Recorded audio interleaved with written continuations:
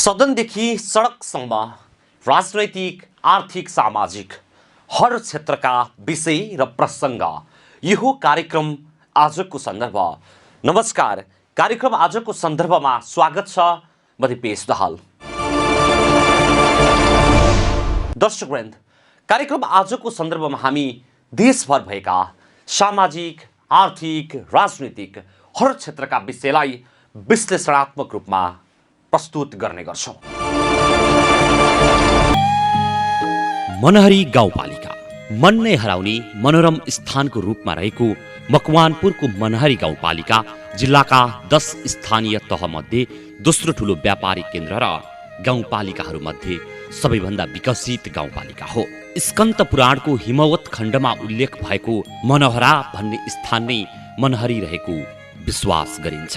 महाभारत युद्ध अघि पाण्डवहरू वनवासका क्रममा मकवानपुरको हेटौडा नजिकै वनमा रहँदा बिहान कुष्माण्डा सरोवर स्नान गर्ने र साँझ फुलै फुलको नगरी मनोहरामा गएर सैर गर्ने गरेको किम्वदन्ती पाइन्छ। उक्त किम्वदन्तीलाई आधार मान्ने हो भने पनि मनहरी प्राचीन मानव बस्तीको रूपमा लिन सकिन्छ। साबिकको मनहरी गाविस र हाँडीखोला गाविस मिलेर बनेको यो पालिकाको मनहरी क्षेत्र सहरी र हाँडीखोला क्षेत्र ग्रामीण कृषि क्षेत्रको रूपमा रहेको छ। कृषि उत्पादनमा मकवानपुरलाई नै आत्मनिर्भर उन्मुख बनाउँदै गएको हाँडीखोला क्षेत्र भने गाउँपालिकाको मात्र नभई जिल्लाकै सामर्थ्यको रूपमा विकास हुँदै गएको र प्रशस्त सम्भावनाको खानीको रूपमा रहेको क्षेत्र हो। मनहरीको पूर्वमा हेटौडा उपमहानगरपालिका, पश्चिममा चितवन राष्ट्रिय निकुञ्ज, उत्तरमा राक्सिराङ गाउँपालिका र दक्षिणमा पर्सा राष्ट्रिय निकुञ्ज पर्दछन्।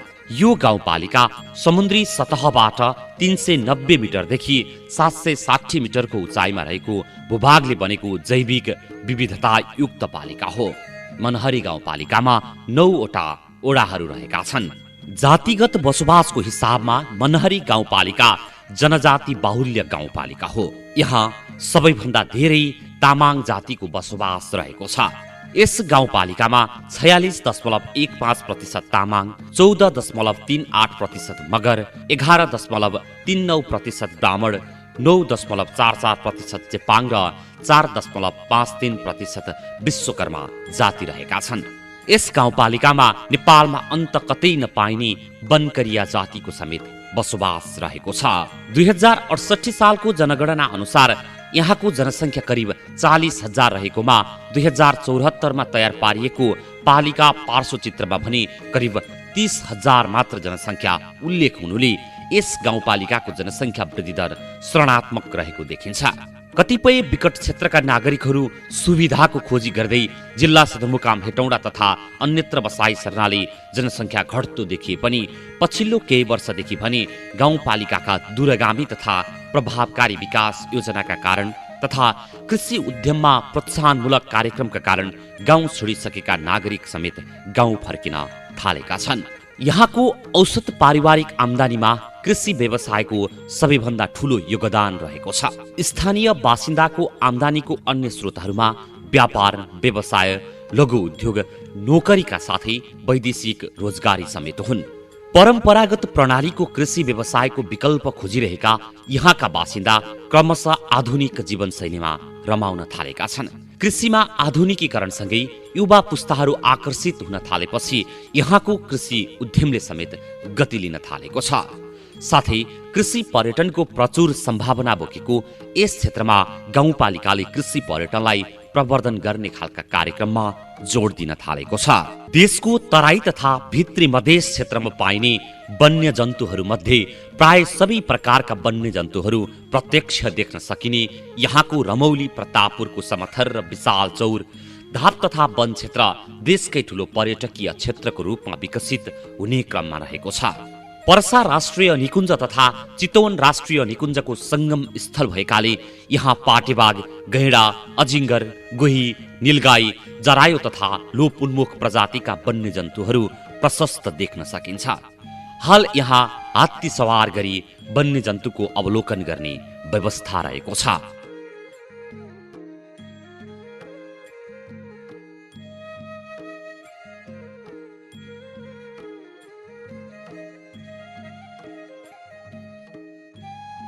रमौली प्रतापपुर जान मनहरी बजारबाट मनहरी खोलाको तिरैतिर ड्यामको कच्ची बाटो पनि जान सकिन्छ। तर मनहरी बजारबाट पूर्व पश्चिम राजमार्ग हुँदै करिब 2 किलोमिटर पश्चिमपट्टि लागेपछि बायाँतर्फ आकर्षक प्रवेशद्वार देखिन्छ। रमौली प्रतापपुरको जैविक अवस्थितिको झल्को दिने उक्त प्रवेशद्वार गाउँपालिकाले निर्माण गरेको हो। उक्त प्रवेशद्वार हुँदै पक्की सडकबाट पर्यटकीय क्षेत्र रमौली प्रतापपुर पुग्न सकिन्छ। रमौली प्रतापपुरमा वन्यजन्तुको अवलोकन तथा कृषि उद्यमको अवलोकनमा आउनेहरूलाई लक्षित गरेर यहाँ सामुदायिक लज समेत सञ्चालन गरिएको छ। गत वैशाख 1 गते नयाँ वर्षको अवसर पारेर सञ्चालन प्रारम्भ गरिएको लज भने कोरोना भाइरसको महामारीका कारण लगाइएको निषेधाज्ञाले प्रभावित बन्न पुगेको छ। यद्यपि आन्तरिक तथा बाह्य पर्यटकलाई लक्षित गरी सञ्चालन गरिएको यस सामुदायिक लजले पर्यटन प्रवर्धनमा टेवा पुर्याउने कुरामा दुई मत देखिँदैन। वैशाख 1 गतेबाट सुरु गरे हो। यो अब यसबाट उठेको 25% यहीँ उपभोक्ता समिति महिला समूहद्वारा महिला समूहलाई हामीले सहयोग गर्ने उसमा हामीले वार्षिक 3 लाख रुपियाँ तोकेर हामीले चलाछौँ। 25% चाहिँ यहीँ जम्मा हुन्छ यहाँको महिला समूहमा, अरू पैसा चाहिँ काउन्सिलमा जम्मा हुन्छ।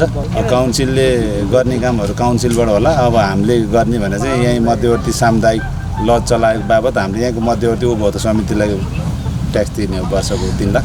गाउँपालिकाले चाहिँ यो जुन अहिले हाम्रो यो बस्ने ठाउँ छ नि सर, यो चाहिँ गाउँपालिकाले पोहोर बजेट हालेर बनाइदिएको हो। अनि यो माथि चाहिँ अहिले काउन्सिल तालबाट बजेट परेर चाहिँ 11 लाख यो निर्माण कार्यहरू अहिले भइरहेछ। मकवानपुरे सेन राजा माणिक सेनको पालामा निर्माण भएको मानिएको यहाँको मनोकामना मन्दिर शान्त वातावरण मन पराउने जो कोहीका लागि पनि चित्ताकर्षक लाग्न सक्छ। मनहरी बजारसँगै 2 बिघा क्षेत्रफलमा फैलिएको ऐतिहासिक तलाउ, बगैँचा तथा चौतारीहरू सहितको मनोकामना मन्दिर क्षेत्र यहाँको अमूल्य निधि हो। यहाँ प्राप्त भएका पुरातात्विक चिजबिजको सामान्य अध्ययनका आधारमा मनोकामना मन्दिर क्षेत्र अझ पौराणिक र ऐतिहासिक क्षेत्र हुन सक्ने अनुमान गर्न सकिन्छ। पूर्व पश्चिम राजमार्गसँगै जोडिएको यस क्षेत्रमा शिव मन्दिर लगायत अन्य धार्मिक तथा ऐतिहासिक सम्पदाहरू रहेका छन्। गाउँपालिकाको केन्द्र रहेको रजैयामा आध्यात्मिक केन्द्रको रूपमा विकास हुँदै गएको मनोरम उद्यान सहितको धाम छ अग्निहोत्र आश्रम।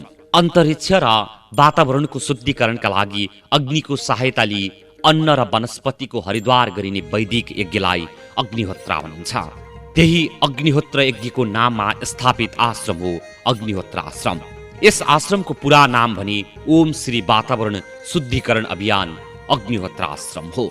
विक्रम सम्वत 2068 सालमा स्थापना भएको यो आश्रम रापती नदीको किनार अत्यन्त पवित्र स्थलमा अवस्थित रहेको छ। वैदिक सनातन व्यवस्थालाई पुनः सुदृढ बनाई बिग्रदै गएको सामाजिक र आध्यात्मिक परिवेशलाई सुधार गर्नका लागि ओम श्री वातावरण शुद्धिकरण अभियान अग्निहोत्र आश्रम एक माध्यमको रूपमा विकास हुँदै गएको छ। परापूर्व कालदेखि नेपाल एक तपोभूमिको रूपमा चिनिएको भूमि हो। हाल नेपालमा बढेको विकृति, विसङ्गति र हिंसाले नेपालको छवि मिलाउन खोजेको देखिन्छ, जसबाट समाजमा असन्तुलनको स्थिति सृजना भएको देखिन्छ। यस्तो बेला सरल र सहज रूपमा अध्यात्मको खोजी गर्नेहरूका लागि अनुकूल परिस्थिति बनाउन पनि आश्रमले महत्त्वपूर्ण भूमिका खेल्ने विश्वास लिएको छ। नेपालको आध्यात्मिक गरिमा पुनर्स्थापना गरी नेपाल र नेपालीको सामाजिक र आध्यात्मिक चेतनाको वृद्धि हुनुपर्ने महसुस भई यो आश्रमको स्थापना गरिएको हो। अध्यात्मको मार्ग खोजी हिँड्ने र आफूलाई चिन्न चाहनेहरूका लागि पनि आश्रमले राम्रो वातावरण दिई उनीहरूको लक्ष्यमा पुर्याउन सहयोगी बन्ने आशा गर्न सकिन्छ। समाजमा बढ्दो अन्धविश्वास र कुरीतिलाई हटाउँदै वेदले प्रदान गरेको वैदिक व्यवस्थाको पूर्ण पालनाका लागि आम जनमानसमा जागरण ल्याउनु पनि आवश्यक छ। आश्रमभित्र गुरुकुल वर्णाश्रममा रहेर दैनिक हवन, स्वाध्याय र प्रवचनबाट व्यक्तिगत र आध्यात्मिक उत्थान गर्न सकिनेछ। आश्रममा अद्वैत प्रवचन, स्वाध्यायबाट मन, वचन र कर्मको शुद्धिकरण गरी व्यक्ति निष्काम्य कर्ममा अग्रसर हुने र निष्काम्य कर्मबाट ज्ञानको उदयका लागि पथ प्रदर्शन गर्ने कार्य आश्रमले गरिरहेको छ। यसको प्राङ्गणमा हुर्कदै गएको बहुमूल्य वनस्पतिहरूले पनि आश्रमको महत्त्व झल्काइरहेको छ।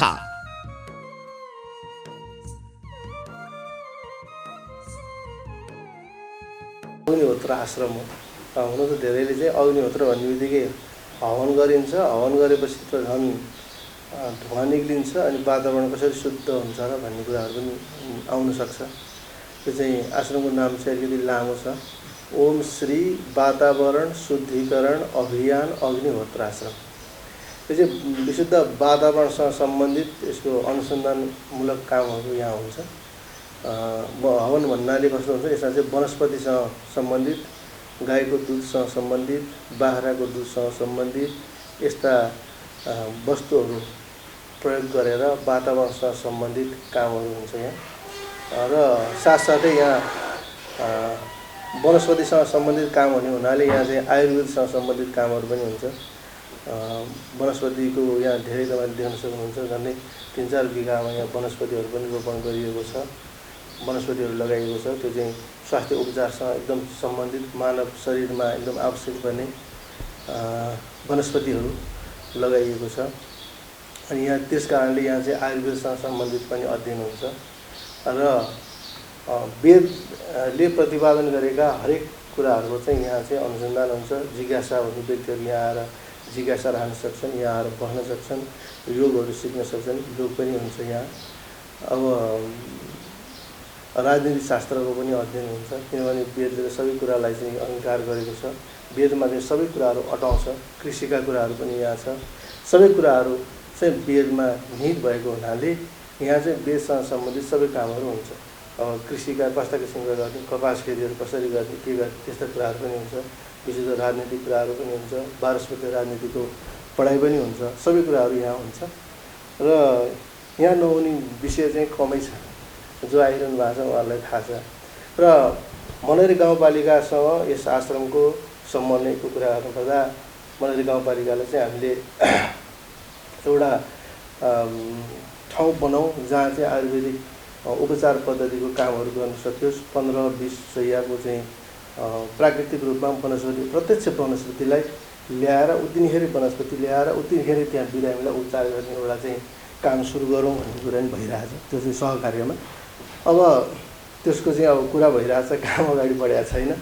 र अब गाउँपालिकाले यहाँ हामी हरेक कुराहरूमा विशेष गरी यो आश्रमसँग मात्रै समन्वय भन्दा पनि मनरी गाउँपालिकाभित्र नै कस्ता कस्ता कामहरू गर्दा होला, के गर्दा होला भनेर त्यहाँका चाहिँ प्रमुख उपप्रमुखहरूसँग यहाँ सहकार्यहरू कुराहरू भइरहेको हुन्छ, सल्लाह भइरहेको हुन्छ।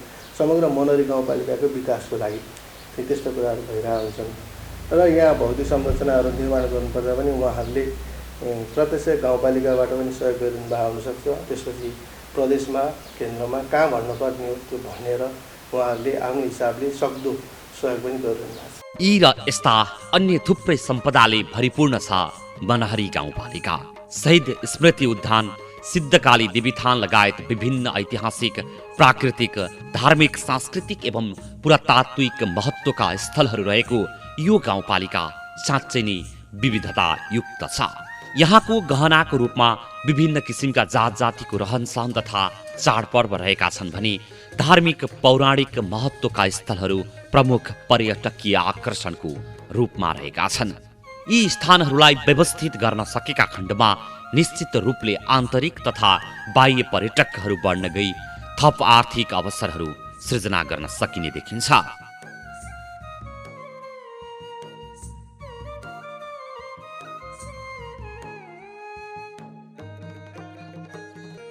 गाउँपालिकाको कुल क्षेत्रफलको करिब 17% जमिन खेती योग्य रहेको अनुमान गरिएको छ। सो मध्ये करिब 73% क्षेत्रफलमा खेती गरिएको छ। धान, मकै, गहुँ, भटमास, तोरी, कोदो जस्ता खाद्य बालीहरू प्रशस्त मात्रामा उत्पादन हुने मनहरीमा मास, राजमा, बोडी, रहर, मुसुरो, मस्याङ, गहत जस्ता दलहन तथा आलु, काउली, गोलभेडा, खुर्सानी, काँक्रो, बन्दा, प्याज, भ्यान्टा, करेला जस्ता तरकारीका लागि जिल्लामा मात्र नभएर देशमै प्रसिद्ध छ मनहरी गाउँपालिका।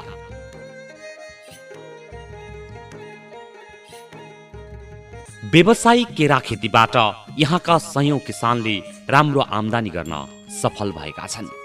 कुखुरा, बाख्रा तथा गाई पालन गरिरहेका यहाँका किसानले टर्की, बट्टाई जस्ता चरा प्रजाति पालनलाई पनि सुरु गर्न थालेका छन्। पुरानो कृषि प्रणालीलाई सुधार गर्न किसानहरू आफै अग्रसर हुन थालेका छन्।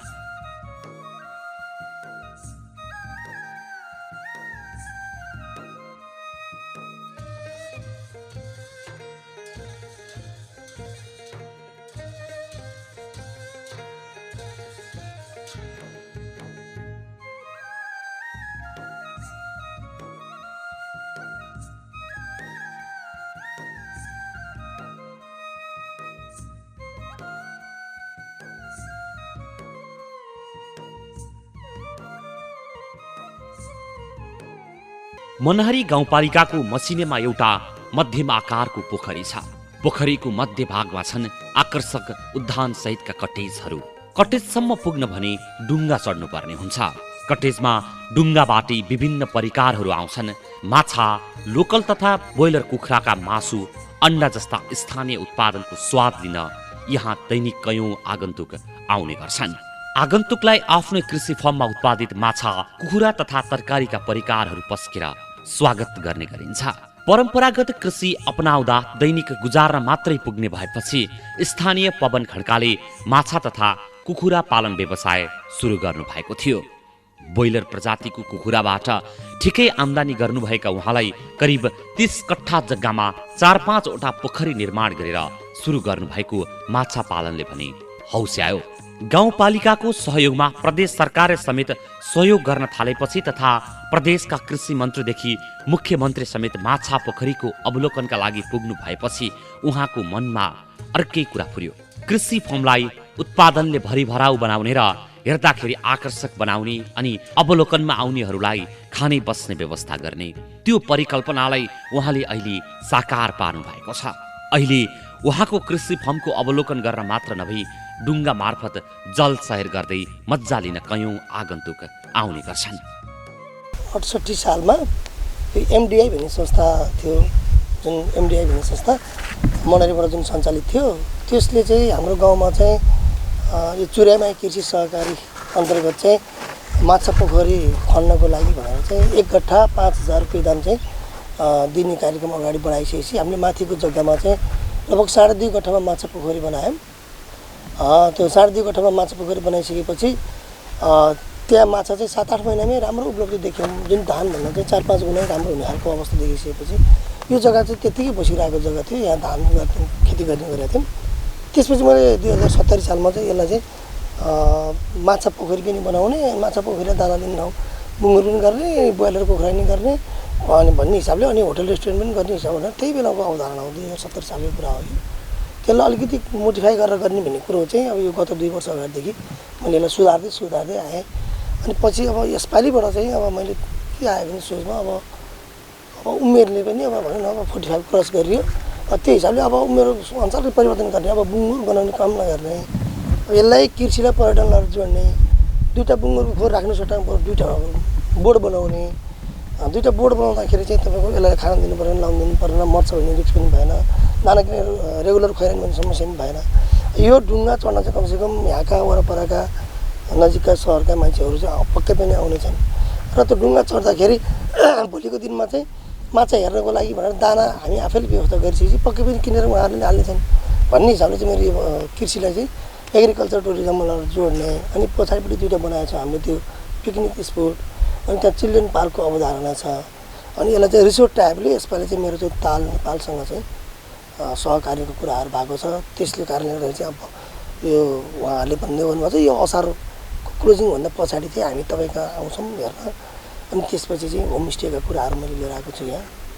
अनि होमस्टेको कुरा ल्याएको छ। अनि त्यसपछि मैले चाहिँ कृषि पर्यटनलाई जोड्नको लागि हाम्रो यहाँ राष्ट्रिय निकुञ्जका अहिले सहायक वार्डन सरहरू हुनुहुन्छ मिथिलेश यादव सर, मैले उहाँसँग कोर्डिनेसन पनि गरेको छु। अब हामीले चाहिँ उहाँको ठुलो सौरा भयो, हामी यसलाई सानो सौरा बनाउनुपट्टि जाउँ न, सुधार गर्दै जाउँ, समय लाग्ला अवश्य पुगिन्छ। अनि के गर्ने भन्ने कुरो उहाँले मलाई जिज्ञासा राख्नु भएपछि मैले भने पक्कै पनि पहिला सुरु त हामीले एउटा जङ्गल सफारी भनेर सौराको जस्तो एउटा जीवको व्यवस्था गरौँ र कहाँ जाने एउटा गन्तव्य तय गरौँ। त्यो गन्तव्यमा पक्कै पनि केही न केही एउटा ठाउँहरू त्यहाँ व्यवस्थितले बनाऊँ। अनि त्यो गर्दाखेरि चाहिँ किसानसँग यहाँ एग्रिकल्चर पनि भयो, जङ्गल सफारी पनि भयो र टुरिज्म पनि भयो। यी सबै कुरालाई समन्वय गर्दाखेरि मैले गाउँपालिकाको अध्यक्षसँग कुरा राखेको छु। यो कुरा यहाँको वडा अध्यक्षहरू खड्कासँग मैले यही कुरा राखेको छु र त्यो चाहिँ अर्को वर्ष बढाउने भन्ने कुरो जुन छ जुन यहाँबाट चाहिँ लगभग 7-8 किलोमिटर माथि गइसकेपछि त्यहाँ एउटा 3 भङ्गाले भन्ने ठाउँ छ त्यहाँनिर चाहिँ 12 महिना पानी आइरहने एउटा तिरतिरे धारा छ जुन चाहिँ हामी सानो हुँदाखेरि बुवा हजुरहरूको पालामा खर्का लगाएर बस्ने ठाउँ हो गाई बस्तु लिएर बस्ने ठाउँ त्यहाँ 12 महिना पानी आउँछ त्यो ठाउँमा चाहिँ एउटा कम्तीमा पनि अहिले यसपालि स्थल र त्यो पानीको धारालाई व्यवस्थित गर्ने भन्ने कुरो लिएको छन् र त्यसपछि घुम्दै आएर एउटा चेबोङ प्राइ भन्ने स्कुल छ त्यहाँ चिसपानीबाट चाहिँ क्रस गर्नुपर्छ यो टङ्ग्रा खोला भयो टङ्ग्रा खोलाबाट चिसपानीबाट क्रस गरिसकेपछि मसिनी खोलामा पुग्छौँ जुन मसिनी खोलाको शिरमा चाहिँ तपाईँको चाहिँ हाम्रो माईको मन्दिर छ जुन हामी चोरे भाइको मन्दिर भन्छौँ त्यो माईको मन्दिर छ त्यो माईको मन्दिरबाट चाहिँ दक्षिण बेल्टको पर्सा जङ्गल चाहिँ एकदमै राम्रो भ्यू देख्ने अब ठाउँ छ त्यहाँ मिठो हावा पनि चल्छ र त्यो मन्दिरलाई पनि अलिकति व्यवस्थापन गर्ने र त्यहाँनिर चाहिँ एउटा चाहिँ पिकनिक जस्तो ड्राई फ्रुट खानासम्म मिल्ने खालको जुन हामी गाडीमा लिएर जान्छौँ टुरिस्टहरूलाई उनीहरूले चाहिँ त्यहाँ बसेर पानी ड्राई फ्रुट खाने एकछिन 15-20 मिनट आधा घन्टा आराम गर्ने त्यहाँबाट तराईतिरको जुन प्रदेशको जुन हाम्रो पर्सा जाने 2 नम्बर प्रदेशको जङ्गलहरू मजासँग देखिन्छ त्यो अवलोकन गर्ने त्यसपछि त्यही गाडीमा यहाँ आउँछन् उनीहरू थकाइमा पर्छन् त्यसपछि होमस्टेमा बस्छन् अनि भोलिपल्ट अनि आनन्दले उनीहरू विधवादी भएर जान्छन् भन्ने हिसाबले अवधारणा राखेको मनहरीमा झण्डै 3 बिघा क्षेत्रफलमा ड्रागन फ्रुट कागती तथा कुरिलो खेती गरिरहनुभएका हरिशरण अर्यालले कृषिमा शैली परिवर्तन गर्न सकी प्रशस्त आम्दानी गर्न सकिन्छ भन्ने उदाहरण प्रस्तुत गर्नुभएको छ। अघिल्लो वर्ष मात्रै बिरुवा लगाउनुभएका अर्यालले पहिलो वर्ष ड्रागन फ्रुटको 1 क्विन्टल फल उत्पादन गर्नुभएकोमा यो वर्ष उत्पादनमा 10 गुणाले वृद्धि हुने देखिएको छ। अर्यालले यसै वर्ष लगाउनु भएको कुरिलो खेतीले पनि राम्रै उत्पादन दियो। पहिलो वर्षमा नै मूल्य राम्रो पाएपछि रु 5 लाखको कुरिलो बेच्नुभएका अर्यालको फर्ममा यतिखेर स्थानीय जात र वर्णशंकर कागती लटरम्मै फलिरहेका छन्। बिरुवाको छनौट गर्न सकेकाले र बिरुवा सार्ने समयको हेक्का भएकाले नै रोपेको पहिलो वर्ष नै कागतीले पनि राम्रै आम्दानी दिने अपेक्षा गरिएको छ। उहाँको फर्ममा 3 जना मासिक तलबमा र 10 जना दैनिक ज्यालादारीमा काम समेत गर्ने गर्छन्। यो 2076 पुसबाट मैले यो लगाउन सुरु गरेको हो। यो चाहिँ मैले चाहिँ चाइनाको बसाइमा चाहिँ यसको यो फल खाएर यसलाई टेस्ट राम्रो देखिसकेपछि यो लगाउनु पर्छ भन्ने लागिरहेको थियो। नेपालमा पनि यसको बिउहरू पाइन्छ भन्ने सुनिसकेपछि मैले चाहिँ यो लगाउनलाई अग्रसरता भएर लगाउन सुरु गरेँ। नामबाट आएको बिउ भन्नुहुन्थ्यो, हामीले काठमाडौँको साथीहरूबाट उत्पादन गराएको हो। हाम्रो 832 बोट यहाँ छ यो प्लटमा। यो तलको प्लटमा चाहिँ हाम्रो 728 देखि 3000 बिरुवा छ तल्लो प्लटमा। यो सर्वप्रथम त हामीले लगाउँदाखेरि यो फल्छ कि फल्दैन भन्ने थियो, कति वर्षमा फल्ला भन्ने थियो र अत्यन्तै चाहिँ एकदम रिस्कमा ठुलो लगानी लाग्ने रिस्कमा काम गरिरहेको थियौँ भने गत वर्ष नै हाम्रो 9 महिनाको पिरियडमै यो फलेको हुनाले जस्तो पुसमा रोप्यौँ हामीले असारमा त फलिहाल्यो, साउनमा हामीले खाना पायौँ र त्यो खाँदाखेरि कस्तो फल फल्छ भन्ने थियो भने काटेर हेर्दाखेरि अत्यन्तै राम्रो र टेस्टमा पनि जति बजारमा आएको खल्लो फलहरू छ त्यही फल पनि खल्लो भेटिन्छ नि हामी चाहिँ चक्लेट जस्तै मिठो छ। यसमा चाहिँ यो वर्षसम्मको हिसाबमा चाहिँ 24 को हाराहारीमा आइसकेको छ। यो 12 कट्ठामा 24 लाखकोमा, गत वर्ष 20 लाखकोमा अलिअलि क्रस गरेको थियो, यो वर्ष अलिकति बढेको छ र यसमा चाहिँ थोरै सहयोग पनि छ। गाउँपालिकाबाट पनि सहयोग भएको छ, प्रदेश सरकारबाट पनि गत वर्ष पकेट कार्यक्रम अन्तर्गत हामीले चाहिँ सहयोगहरू लिएको थियौँ। उहाँहरूले नेपाल सरकारबाट पनि सहयोग भएको छ, प्रदेश सरकारबाट पनि सहयोग भएको छ, गाउँपालिकाबाट पनि यो वर्ष सहयोग गर्नुभएको छ र हाम्रो पनि गर्दाखेरि 24 लाखभन्दा क्रस गरिसकेको छ। उहाँहरूले त यति यो फल लगाउनुभन्दा अगाडि मैले सल्लाह गरेको थिइनँ, किनभने कस्तो हुन्छ के हुन्छ थाहा थिएन। म पनि एउटा चाहिँ कुहिरोमै दौडिरहेको जस्तो अवस्थामा थियौँ हामी, काँडै भएको बारीमा ल्याएर यत्रो पोल काटेर लगाउनु परेको छ र यो लगाएर अलिकति हुर्किसकेपछि उहाँहरूको ठुलो हौसला हामीले पायौँ र मैले चाहिँ यति राम्रो कामहरू भाइहरूले गर्नुभयो, यो अत्यन्तै खुसीको कुरा हो भन्नुभयो। उहाँहरूले आएर घुमिदिँदा पनि हाम्रो मन ढुक्क हुने। त्यसपछि त कृषि मन्त्रीज्यूहरू, मुख्यमन्त्रीज्यूहरू अनि प्रमुख हाम्रो मानबहादुर सर, हाम्रो चाहिँ प्रमुख सचिवज्यू पनि आउनुभयो। उहाँहरू आएर हौसला दिनुभएपछि होइन यो चाहिँ खेतीप्रति यो चाहिँ हाम्रो लगावप्रति चाहिँ अत्यन्तै मेहनतका साथ अगाडि बढेका छौँ। गाउँपालिका अध्यक्षज्यू मात्र होइन, उपाध्यक्ष लगायत हाम्रो गाउँपालिकाको कार्यपालिका टिमहरू, कार्यकारी सरहरूले पनि तपाईँले यति राम्रो काम गर्नुभएको छ भन्नुहुन्छ, सबैले राम्रो गर्नुभएको छ। उहाँहरू सबै कर्मचारीहरूको साथ र सहयोग छ र हौसला। आर्थिक सहयोग भन्दा पनि चाहिँ यो वर्ष मात्रै भयो होइन, तर अन्य सहयोग चाहिँ उहाँहरूले सधैँ हौसला दिइरहनुहुन्थ्यो। हाम्रो गेट कटेन गत वर्ष हामीले यो गेटभित्रैबाट यो वर्ष पनि गेटबाट कट्दैन मैले होलसेललाई दिनु पर्दैन कसरी किलोको बेच्नु भयो गत वर्ष 800 रुपियाँ प्रति केजी खोसाखोस भएको थियो यो बारीको जति फल्छ सबै म लिनु भन्नुहुन्थ्यो यसपालि त बिरामी हुनुहुन्छ पुरानो जोशी सर हाम्रो उहाँ आफै आएर यो बारीमा कति फल्छ सबै मलाई देऊ त भाउ यति मिठो रहेछ म चाहिँ यो अरूलाई दिन भन्नुहुन्थ्यो मैले त्यसो होइन सर भने 5-10 किलो उहाँलाई पठाएँ बाँकी अरू चाहिँ सबैलाई बाँडेर बेचेँ बनकरिया होमस्टे बनकरिया जाति नेपालको अति सीमान्तकृत जाति समुदाय हो नेपालभरिमा यस जातिको जनसङ्ख्या जम्मा 81 मात्र रहेको छ भने घरधुरी सङ्ख्या जम्मा 21 छ यस जाति समुदायमा जम्मा 2 जनाले मात्र एसएलसी पास गरेका छन् भने हाल 34 जना बालबालिका अध्ययनरत छन् मकवानपुरको मनहरी गाउँपालिका वडा नम्बर 4 मुसे धापमा बनकरिया बस्ती रहेको छ यस धापमा बगर जस्तो जमिन रहेकाले कृषि उत्पादन राम्रो हुन्न त्यसैले यहाँको उत्पादनले बनकरिया समुदायका लागि 3 महिना मात्रै खान पुग्छ सरकारले लोपोन्मुख जाति समुदायको प्रवर्धन गर्न उपलब्ध गराउने मासिक 3000 भत्ताले केही राहत त दिन्छ तर समाज रूपान्तरणका लागि सो जागरण सहितको आर्थिक रूपान्तरण आवश्यक पर्ने देखेर मनहरी गाउँपालिकाले बनकरिया जातिका लागि आर्थिक उपार्जनको दिगो विकल्प तयार पारेको छ बनकरिया होमस्टे पूर्व प्रधानमन्त्री डाक्टर बाबुराम भट्टराई आएर बास बसेको घरलाई मनहरी गाउँपालिकाले होमस्टेको रूपमा निर्माण गरिदिएको हो यहाँको बनकरिया बस्तीको प्रचार प्रसार हुने तथा पर्यटन प्रवर्धन समेत गर्ने उद्देश्यले होमस्टे निर्माण गरिएको हो नेपालमै लोपोन्मुख बनकरिया बस्ती हेर्न र उनीहरूको रहन सहन बुझ्नका लागि आउनेलाई बस्नका लागि सहज होस् भन्ने उद्देश्यले होमस्टे निर्माण गरिएको गाउँपालिकाले जनाएको छ मनहरी गाउँपालिकाको 8 लाख रुपैयाँ लगानीमा होमस्टे निर्माण गरिएको हो गाउँपालिकाको सहयोगमा निर्माण गरिएको होमस्टेले समग्र बनकरिया बस्तीको झल्को दिनेछ होमस्टेका लागि एउटै भवनमा 3 वटा कोठा तयार गरिएको छ होमस्टे निर्माणको काम सकिएको र अब तत्काल सञ्चालनमा ल्याइने तयारी छ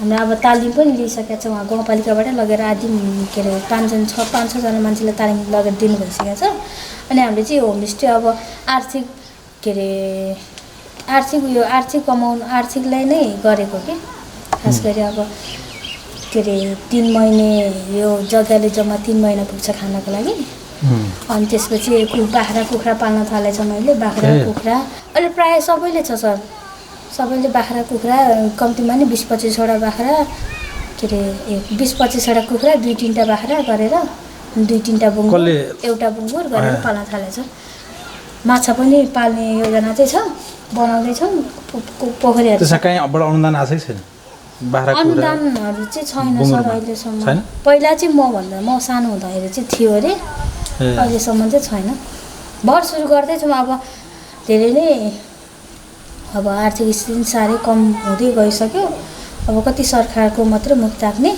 भनेर काम गर्दैछौँ जम्मा जग्गा थोरै छ सर त्यो 3 महिना खान पुग्ने हो बाँकी 9 महिना त ज्याला मजदुरी गर्नुपर्ने स्थिति छ अनि त्यसमा पनि आधी तरकारी खेती गर्यो त्यसबाट नै जीवकोपार्जन गरिरहेछौँ हाम्रो चाहिँ के अरे यो सञ्चालन चाहिँ अब सबैको सहमतमा चाहिँ हो तर यो भित्र काम गर्ने यो यहाँनिर हेर्ने चाहिँ के अरे एउटा परिवारलाई जिम्मा दिएको छ जस्तै अब सबैजना 21 जना नै आएर यहाँनिर काम गर्ने होमस्टेमा मात्रै हेर्ने भए त हुँदैन काम भनेर एकजना परिवारलाई म छु यहाँको मैले पनि गर्छु यसमा यो लगभग सबै भइसकेको छ पानी जोडेर सामान राखेर अब उद्घाटन कहिले गर्नुहुन्छ अब गाउँपालिकाको सर म्यामहरूसँग आउनुहुन्छ अनि त्यही ठेगान हुन्छ सर अरू पनि थप्ने योजना पनि बनाउँदैछौँ हामी साथीहरूसँग पनि छलफल गर्दैछौँ अब थप्ने यही बाटै जाने भनेर अब कृषिहरू पनि गर्न थालेछौँ हाम्रो तरकारी खेतीहरूदेखि लिएर कुखुरा बाख्राहरू सबै पाल्न थालेछौँ भर्खर सुरु गर्दैछ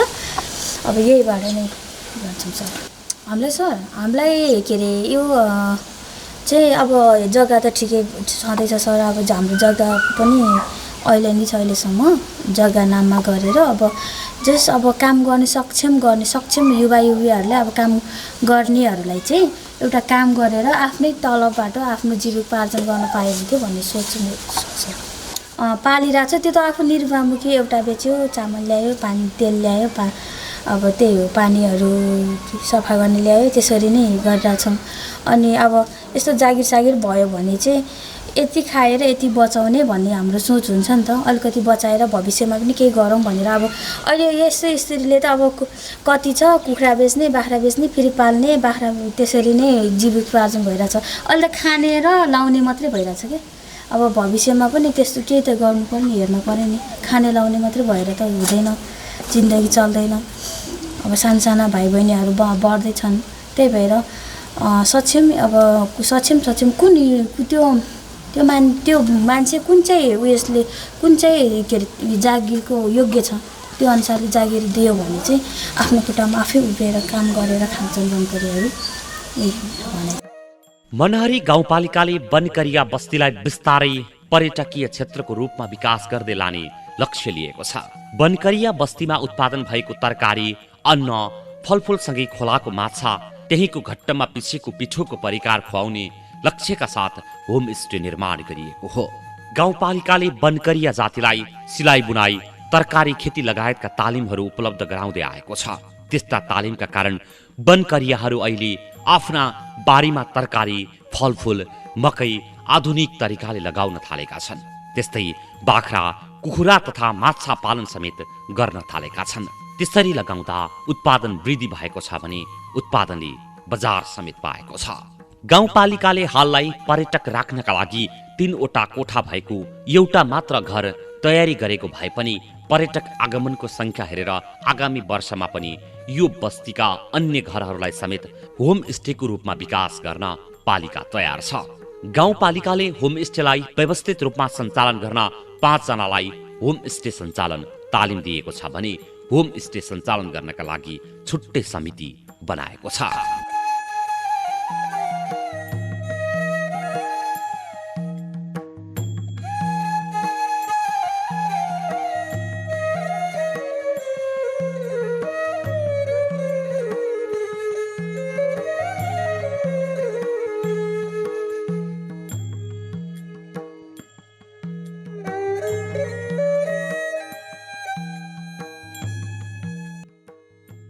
चुरेको जंगलमा फिरन्ते जीवन बिताउँदै आएका लुपुनमुख आदिवासी वनकरिया समुदाय कबुलियती वनमा बस्न थालेको 23 वर्ष मात्र भएको छ। पर्सा राष्ट्रिय निकुञ्ज अन्तर्गत पर्ने मनहरी 4 हाँडीखोला स्थित मुसेधापमा सरकारले 20 वर्षका लागि उपलब्ध गराएको 9 हेक्टर जमिनमा उनीहरू बस्दै आएका छन्। वनकरियालाई पक्की घर बनाइदिने सरकारी आश्वासन पनि सरकारकै नीतिका कारण पूरा हुन सकेको छैन। सीमान्तकृत समुदायलाई घर बनाइदिने भनिए पनि जग्गा आफ्नो हुनुपर्ने जनता आवास कार्यक्रमको मापदण्डका कारण वनकरिया बस्ती समेत बन्न सकेको छैन। लिजमा बसेका उनीहरूको नाममा भवन निर्माणका लागि आएको बजेट आफ्नो नाममा जग्गा नभएका कारण पटक पटक फ्रिज भएर गएको छ।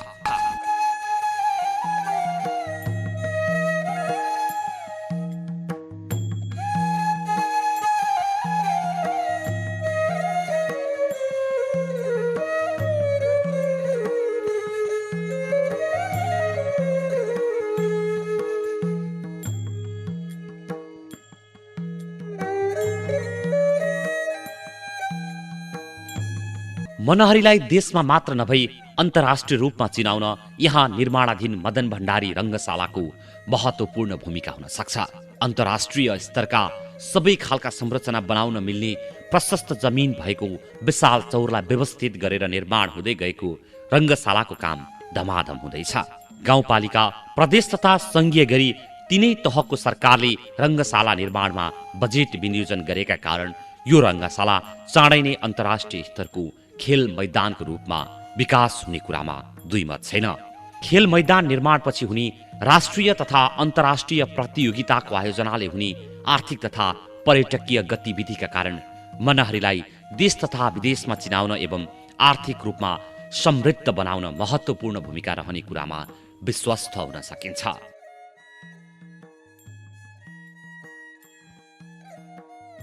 हाम्रो मनरी गाउँपालिकाको ले चाहिँ एउटा डिपिआर गरेर मदन भण्डारी क्षेत्रीय रङ्गशालाको रूपमा यसलाई स्थापित गरेको छ र यो करिब 20 हेक्टर क्षेत्रफलमा फैलिएको छ।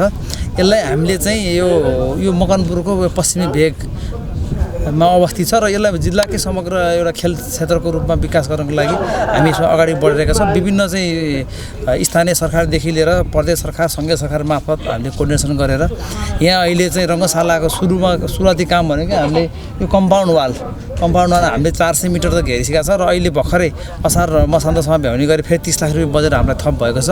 यसको काम अब 1-2 दिनभित्र सुरु गर्छौँ र हामीलाई बागमती प्रदेशका मुख्यमन्त्री दोर्मणी पौडेल मुख्यमन्त्रीज्यू हुन्छ, उहाँले चाहिँ यो बाँकी कम्पाउन्ड घेर्ने काम चाहिँ बागमती प्रदेश सरकारले चाहिँ यो पुरा गर्छ भन्ने प्रतिबद्धता जाहेर गर्नुभएको छ र सम्भवतः आउने बजेटमा पनि त्यसमा यो हाम्रो चाहिँ यो खेल मैदानको लागि चाहिँ बजेट एडजस्ट भएर आउँछ भन्ने हामीले विश्वास लिएका छौँ र हामीले पटक मुख्यमन्त्रीज्यूलाई हाम्रो यहाँको कुराहरू राखेका छौँ र फाइलहरू पनि पेश गरेका छौँ र यो समग्र रूपमा यो चाहिँ रङ्गशाला बन्दाखेरि चाहिँ यसले चाहिँ यो चाहिँ हाम्रो कस्तो छ भन्दाखेरि यो चितवनको चाहिँ जुन सौराको रूपमा मिनी सौराको रूपमा हाम्रो चाहिँ गाउँपालिकाले यहाँको स्थानीयहरूले बनाउन खोजिरहेको छ। हामीले यो चाहिँ राप्ती पारी देख्न सक्नुहुन्छ। सौरामा भन्दा बढी यहाँ चाहिँ जनावरहरू हामीले देख्न सकिन्छ। यहाँ पाटे बाघहरू, गैँडाहरू, हजारौँ सङ्ख्यामा चाहिँ मृग र जराएको चाहिँ लाइन चाहिँ यहाँ लाइन हिँडिरहेको देखिन्छ र यो भित्री यो जङ्गलको बाटो हुँदै कसरासम्मको ट्र्याक पनि बनेको छ। त्यस कारणले यसलाई चाहिँ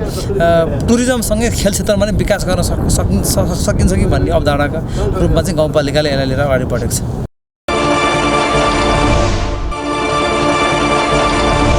अवस्था कार्यक्रम आजको सन्दर्भ आजलाई यति नै। भोलि फेरि नयाँ विषय र प्रसङ्गसहित उपस्थित हुने नै छौँ। तबसम्मका लागि आज्ञा दिनुहोस्। नमस्कार। तपाईँ पनि हेर्दै गर्नुहोला बागमती प्रदेशको राजधानी हेटौडाबाट सञ्चालित पहिलो satellite television national gold television.